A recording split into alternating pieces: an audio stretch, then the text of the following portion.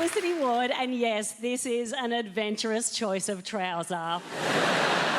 Guys, I've got to get off Instagram. I'm spending too much time on there, but I can't get off because I love watching my friends post inspirational quotes that they definitely don't live by. Oh, yummy in my tummy. Oh, I love it. There's one in particular, you've definitely seen it. It's a Marilyn Monroe quote. It's very sassy, and the quote goes, "If you can't handle me at my worst, then you don't deserve me at my best." So sassy, it comes with its own set of shoulders. If you can't handle me at my worst, then you don't deserve me at my best. Now, I don't know about you, but my best and my worst are both pretty bad. Like, there's not a lot in it. A shower, maybe. And what I do know, no one at their best is posting that online. No one's out there just living their best life, free from the bondage of self, and they're like, oh, better go and put my Maz inspo quote up. No, mate, happy people don't need inspiring. They have evidence. They're happy. They've already got it. The people who are putting that online are the women in their late 30s still sleeping with a soft toy, and they have a variety of pizza crumbs in their bed.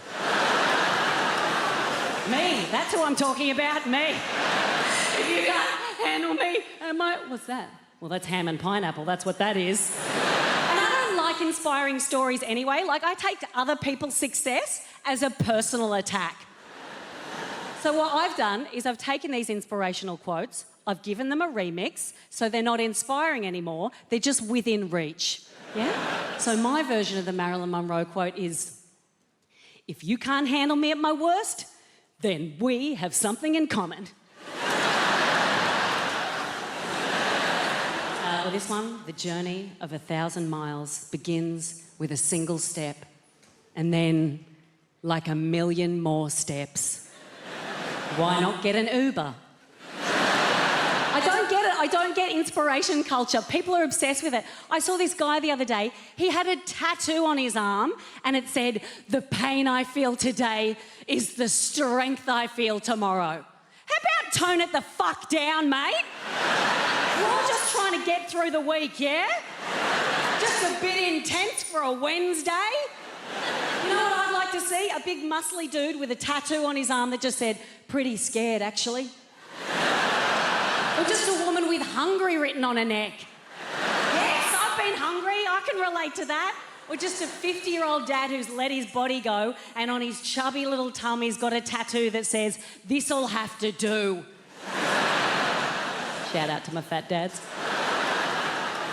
I've been with my fella for 5 years. I know his family very well. I love them. We actually lived with them last year because we were trying to, save money and ruin our relationship. And, it was great. By the end of it, we'd saved £1,000. We're in separate bedrooms. And I'm joking, I actually love living there because his mum is a feeder. Do you know what that is? Mate, she was force-feeding me every day and I loved it. I don't know what those foie gras ducks are complaining about. Stick it in my throat. Yes, please. And it's because she always had something on offer. Like, no matter what time of the day or night we'd come home, as soon as we set foot inside the doorway, like a tax bill in April, she'd just appear out of nowhere and she's straight in there. She's like, "Have you guys had something to eat? Do you want something to eat? Do you want me to make you something to eat? Do you want some leftovers? I could heat you up some leftovers. Do you want a sandwich? Do you want a cup of tea? Do you want some cheese and crackers? Do you want a bit of banoffee pie? I've just made a banoffee pie. That's got to be eaten." Everything has got to be eaten. Do you know those mums? This has got to be eaten. This 16.5 kilo roast beef that I've just made, that's got to go tonight, please. So everyone in the kitchen. So then it's just a race for heartburn. We're all sitting around the kitchen table, just eating meat, nothing else, just looking at each other like, this isn't natural. But we don't say anything because we're scared of her, so we're just trying to force meat down any way we can, using gravy as a lubricant, just like penguins dislocating our jaws, like, And that technique has come in handy in other places, but that's beside the point.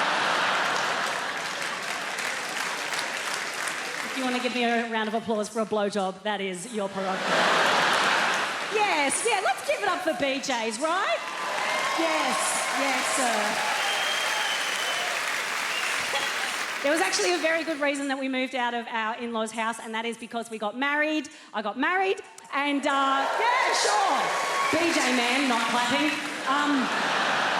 Sometimes they stop, don't they? We got married, and mate, they're not kidding. It is the best day of your life. If anyone is thinking about getting married, do it, even if you're not that into the person, honestly. What a party! It is worth a lifetime of misery. Get on it. And when you get married, everyone asks you the same question. They're like, do you guys feel different now? I'm like, yes, we feel very poor. And it was really cool. My twin sister came over, and we're only 2 years apart, and we look very similar, but if you get up close enough, you can see I'm the one with the curly hair and she's the one with the mortgage. So that's fun. But she came over, she brought her daughter, and that was reasonable. She's 5. So they came over, my mum came over. So there was 7 of us in the house for 3 weeks before the wedding. So it was a little bit stressful. So my sister said, let's go and get a pedicure, it'll be relaxing. Now, if someone tells you that a pedicure is relaxing, they're a liar and you need to get them out of your life. It's just an opinion, but opinions are like assholes. I have a strong one. I don't know how to tell you this, but they shave your feet. They shave your feet underneath with this razor peeler thing like I'm a monster or a carrot. And I'm not a prude. I just don't think you should shave your body in public. That's a good rule, isn't it? I don't shave my moustache in public. That's because I bleach it.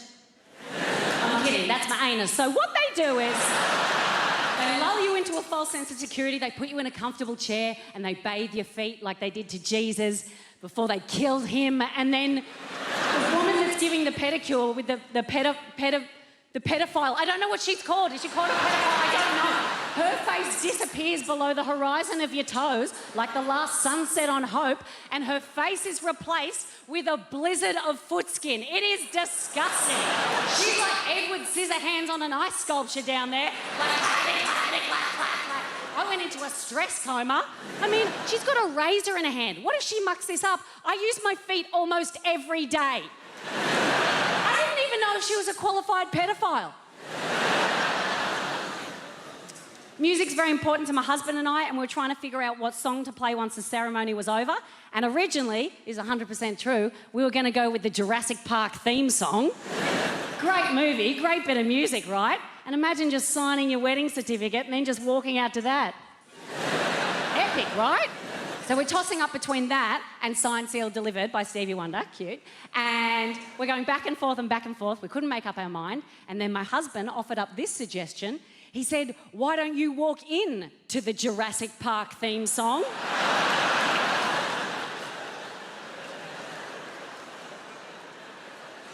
And I said, no. And he said, why? And I went, well, for a start, I'm 6 years older than you. And you've called me a dinosaur before. And I resent the implication. I certainly don't want my own fucking theme song. I didn't know this over here, but when you get married in like a registry or a town hall, they just give you a celebrant. You can't choose who marries you. Fortunately, we got a quirky little fella. So this is how he opens our wedding ceremony, right? So my husband's name's Chris, my name's Felicity, and he goes, we are here to celebrate the matrimony of Chris and Facility.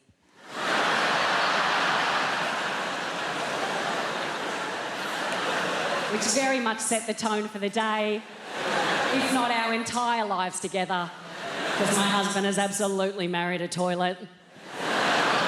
And then we had a beautiful honeymoon on Instagram. I even put my wedding vows up that day. If you can't handle me at my worst. When we were on the honeymoon, I did something that I've never done before. I tried hot yoga for the first time. It's okay, only criticism, it's a bit hot. If you haven't been, it's exactly what it sounds like. It is stretching with a group of strangers in the flames of hell. I say that I did hot yoga, I nearly did hot yoga, because I walked in and there was a man sitting there wearing just beige underpants and nothing else. And I was like, oh yeah, nah. Because man in underpants plus hot room equals 100% we will be smelling his nuts later. But that's just maths. see a wet paper bag full of those. I've actually got 2 beefs with yoga. The first one is their most popular pose, the downward facing dog, or as I like to call it, the dog. It's just the dog. If you have an upward facing dog, you've got to call a vet, yeah? This is no time for yoga. My second beef, yoga is a very bigoted practice against people with big noses. This will happen in every class. I'll be on my knees on the mat and there'll be like a skinny little teacher up the front just like wind chiming away through the class. They've always renamed themselves too. They're always called like Urban Outfitters or something. Like, what's your name? It's Pret-a-Manger. It's French. So I'll be on my knees and then the teacher will say something like, all right, class, I want you all just to lean forward and just casually pop your foreheads on the mat. When you're born with a dorsal fin coming out of the side of your face, you can't pop your forehead on the mat because there's nowhere for this to go. They need to make yoga mats with a little glory hole to accommodate us. It's the same if anyone has a big nose. When you go to a wedding and they just hand you a glass of Prosecco, a champagne flute strikes fear into our hearts. Because we can't drink it like the rest of you people, you small-nosed people. We have one of 2 options. We can either stuff it on the inside of the glass and then just take tiny little sips like a maniac, just like we've never used a cup before, just like we're aliens going deep cover on the human experience. Or alternatively, we can put it on the outside of the glass and throw our entire head back in one like a feed bag. It's humiliating. Everyone, I've been Felicity Ward. You have been lovely. This has been a pleasure and a dream. Thank you.